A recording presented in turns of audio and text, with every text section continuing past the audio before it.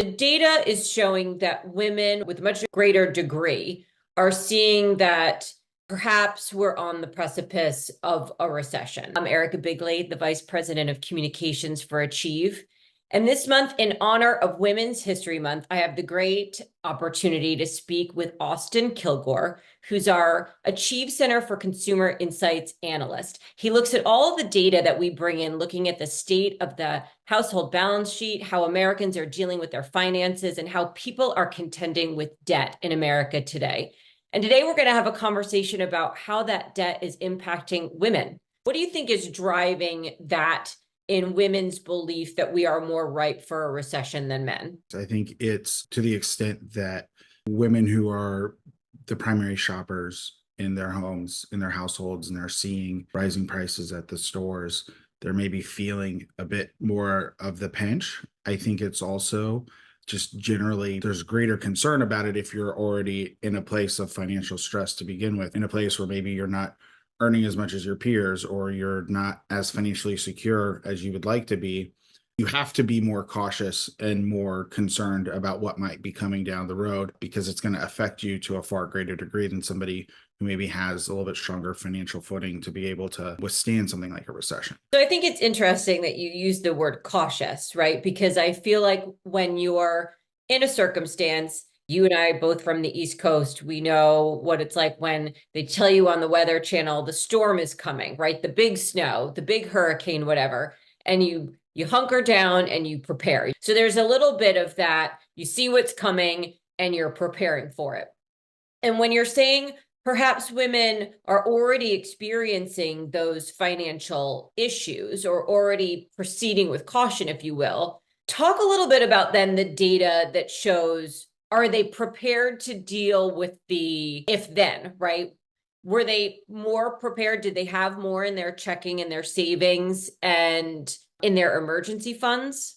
So it's the exact opposite. You're seeing a lot of concern because the women in our survey, at least, largely didn't have as much of a strong financial footing as male counterparts in the survey.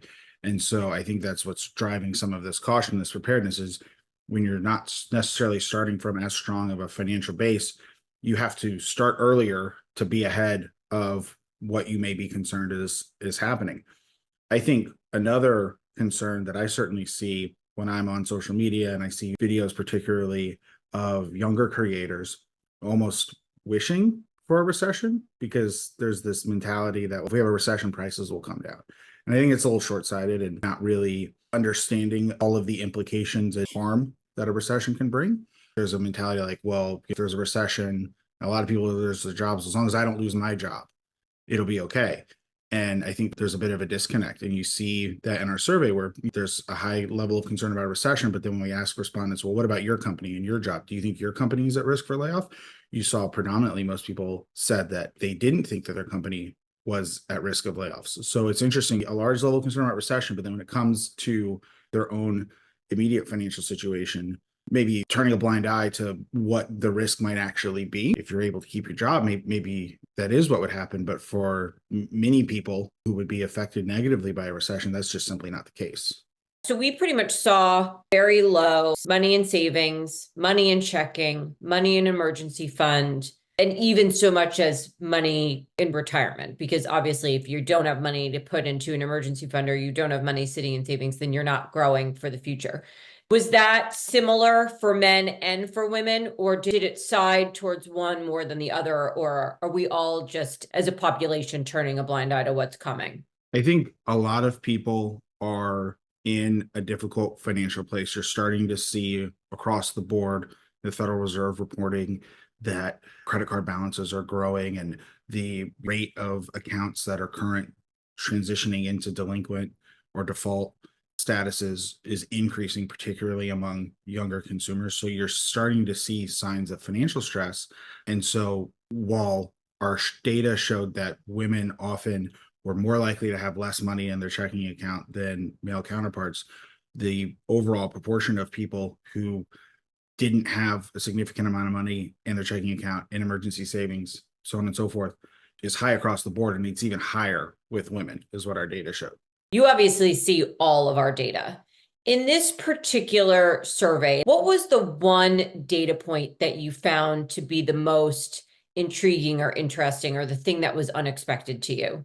I think the general lack of confidence in the economy, we had over 2/3 of women who were in our survey said that they weren't confident about where the economy was heading in 2024. And I think that's important for a couple different reasons. First of all, it really speaks to the concern that gets raised when we say that a lot of women in our survey also said that they felt like a recession was likely.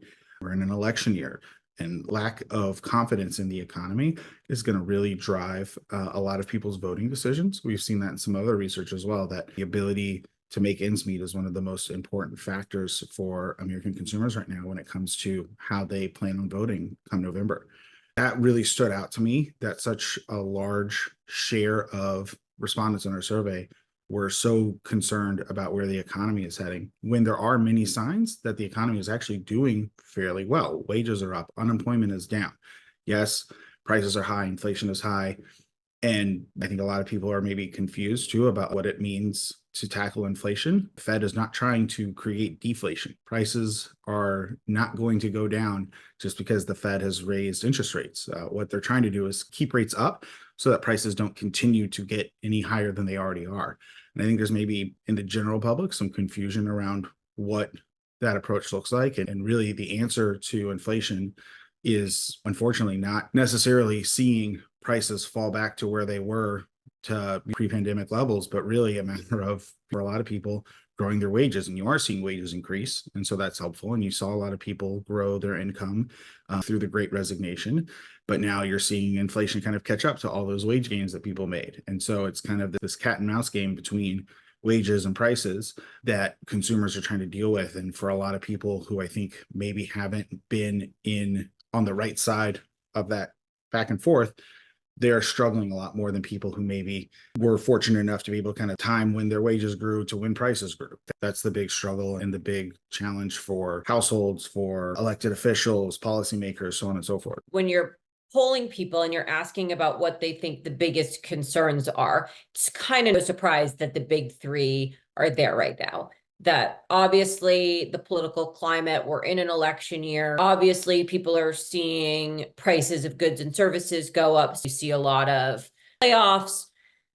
Is it surprising to you that there is less personal caution or preparation that's happening? It doesn't surprise me because honestly, I think there's generally a sentiment that when bad things happen, well, it couldn't happen to me.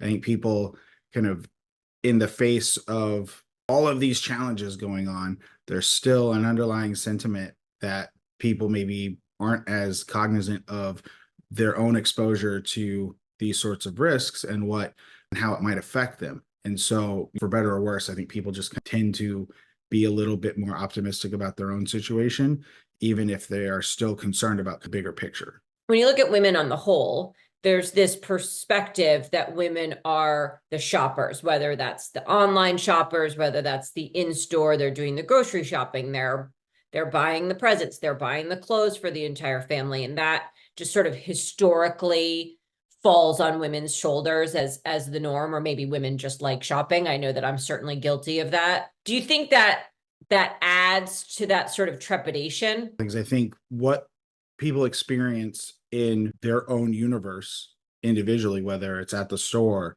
or at the gas pump or at their jobs, strongly influences their perception about what's going on in the world. And when you see such high prices compared to where we were a few years ago for pretty much everything out there, that's really just concerning. And it's something that you interact with on a regular basis if you're the primary shopper in your household. Now, I will say at my household, most of the Costco trips are my job, much to my wife's frustration sometimes. But you're right. I think there are a lot of reasons that women are justified in being worried about the economy, about their financial stability, about their ability to withstand even more financial stress should a recession happen. I think what will eventually happen is if the efforts that are happening at a macro level to ward off a recession are ultimately successful, and I think we're all hopeful that they are, people who are preparing right now will weather this storm and be in an even stronger position. Hopefully, we're not seeing the women as warriors as a canary in the coal mine, to bring those two thoughts together, that they aren't a leading edge indicator of something more dire that's coming down the pike. So, not to put you on the spot, but I'm going to put you on the spot. Where should women start?